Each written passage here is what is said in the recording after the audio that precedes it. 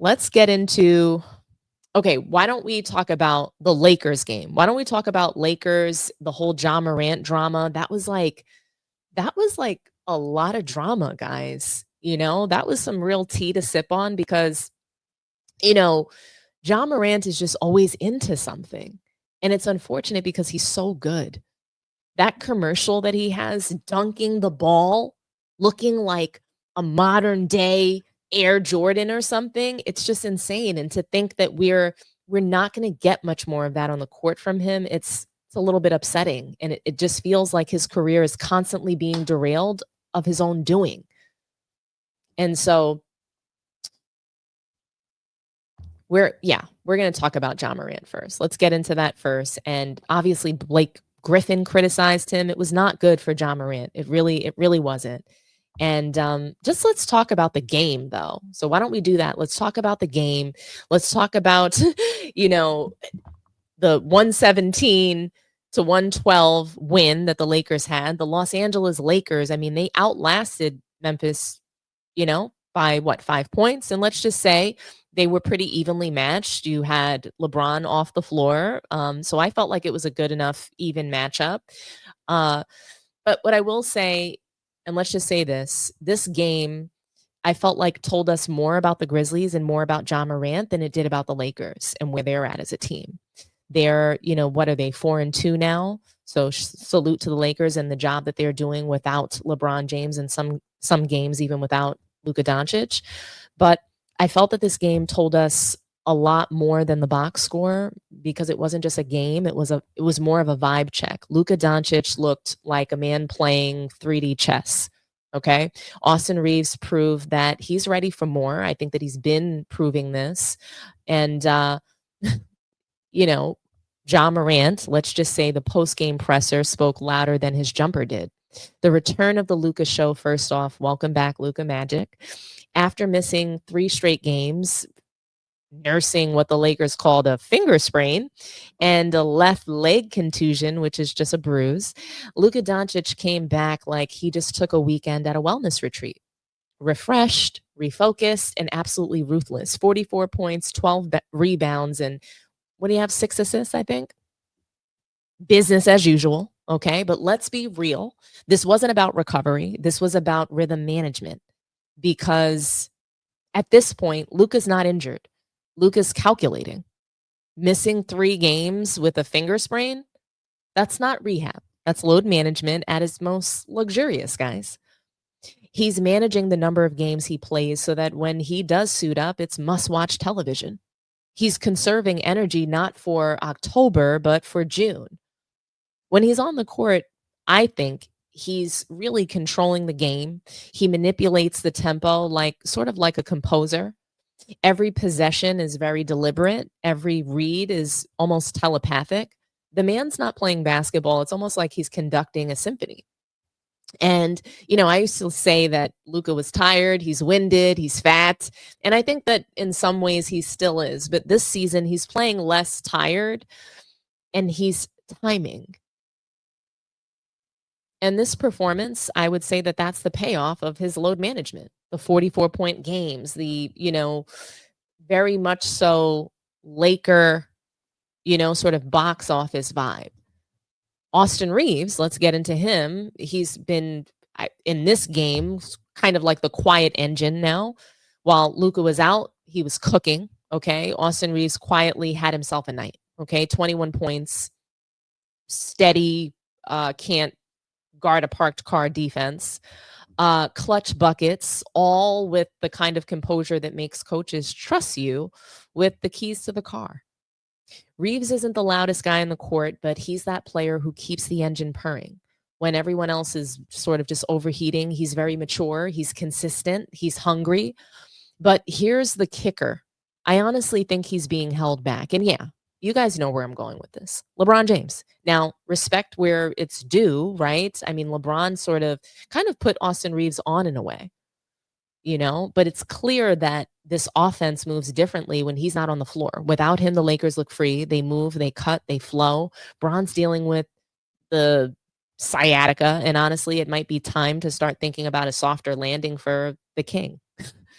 because Austin Reeves is ready. Luke is already the focal point. The next evolution of this team doesn't include LeBron being the sun that they orbit around. It just doesn't. It's not shade. It's just the natural sunset of greatness. And, I wouldn't be shocked if the Lakers front office makes a business decision before the trade deadline. So now when we turn our attention over to Memphis, where the energy went to die, okay? Let's just say that. Let's talk Memphis because, baby, this one was rough. The Grizzlies out-rebounded the Lakers 42-40. They had 28 assists. They even matched the Lakers in points in the paint. But the difference wasn't stats, okay? It was spirit. They looked flat, detached, like a group still living off the echoes of Grind City instead of embodying it. And at the center of that fog was none other than Ja Morant. 8 points, 3 of 14, 7 assists that felt more like stat padding than playmaking. Ja wasn't just off, he was absent. And when the final buzzer sounded, he didn't exactly redeem himself in the press conference either. His monotone voice repeating, ask the coaching staff, ask the coaching staff. I mean, it's just disgusting. And I want to play that for you guys, okay? I want to play that for you guys so that you guys can see it and see the behavior that basically got Ja Morant suspended for a game. I didn't think it was cute. Let me know what you guys think. Shooting 0 for 7 and was not happy with the coaches in his post-game interview. What went wrong for you today? Go ask the coaching staff. Do you feel like, there was anything you could do differently, I guess? You go ask them. They had a whole spiel in here, so. From the outside, and the outside may be wrong, but from the outside, it didn't look like you had your usual energy tonight. Go ask the coaching staff why. Okay. You feel like you should play more? Go ask the coaching staff. Should I play more or not? What could have been done different to get a different outcome other than asking the coaching staff? According to them, probably don't play me, honestly. That's what basically the message was after, so it's cool. The coaching staff message was it? It's cool, bro. We good? You didn't have anything physically wrong in terms of illness or anything? Oh, no, you were I'm under good. the weather.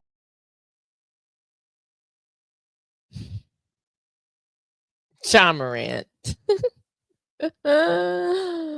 Like I said, he did not redeem himself in this post-game presser, okay? And look, like, I get it, I don't know. I actually don't know if I get it. That was painful to watch. Asking the coaching staff,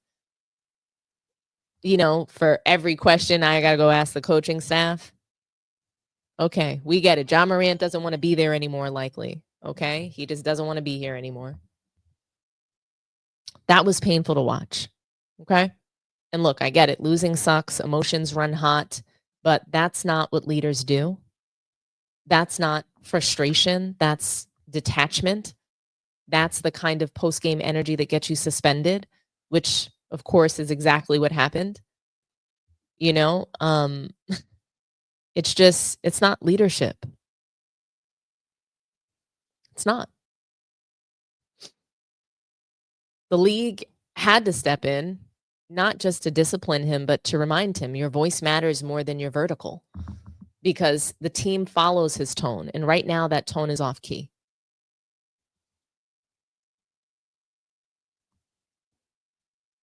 So just to, recap this game, the game to me wasn't just about a win and a loss. It was about identity. Luka showed us control.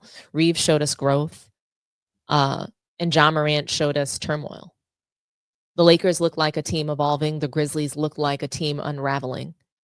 And, Blake Griffin, he does go and criticize Ja Morant quite heavily over this. And I want to talk to you guys about it. I'm not going to actually play the sound because there's some live game footage in there, and they like to block videos when they can hear any NBA stuff in the background. So, his comments were very much so, and, we'll get into it. But basically, Ja Morant, he had this ugly night, right? This ugly night against the Lakers on Halloween, nonetheless. And Blake Griffin, I mean, he didn't hold back one bit. He called out Ja Morant's effort, his leadership, and his body language. And honestly, he had every reason to do so. This wasn't just about missed shots or turnovers. It was about energy, accountability, and what it means to be a franchise player. Let's break it all down. I mean, the Halloween nightmare, it was awful. Okay. I would say when you think about how Ja looked on the floor, just very deflated, very flat. This was a perfect chance for Ja Morant to make a statement against the Lakers. Instead, Memphis got out hustled, out muscled, and flat out focused. And what you see, that score just doesn't tell the full story. It doesn't look like they got beat that bad, but they looked lifeless out there. And for Ja Morant to be the supposed leader, the heartbeat of that team, that's a bad look. He finished with poor shooting, defensive effort. And I'll tell you guys what Blake Griffin said. So he says, and I quote, "For a guy that's making $40 million and supposed to be the leader of the team, I just don't love it." He didn't stop there. He also pointed out multiple plays where Ja Morant looked disengaged, didn't close out on defense, didn't fight through screens, and didn't communicate. Blake's words, I think that they hit hard because he wasn't talking about talent. Ja's got talent in spades, right? He was talking about effort and accountability. And when Blake says that's something that has to change, he's not just talking to Ja Morant, he's talking to the entire locker room. The leadership question, here's the uncomfortable truth about that, guys. Ja Morant is not just a scorer, he's the face of the franchise. He's the face of the franchise. When you're the star, the tone setter, every move you make sends a message. When you hustle, your teammates hustle. When you sulk, your teammates slump. It's not just about points or highlights. It's about leadership in the trenches. Blake's critique wasn't disrespect. It was a challenge, a wake-up call, because when you're supposed to lead grown men, adults in a locker room, you can't pick and choose when to show up mentally. Every possession counts. Every possession counts.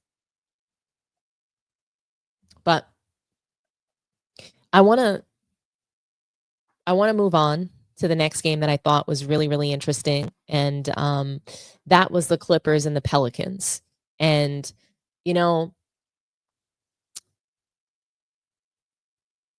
Kawhi Leonard at this point makes me absolutely sick.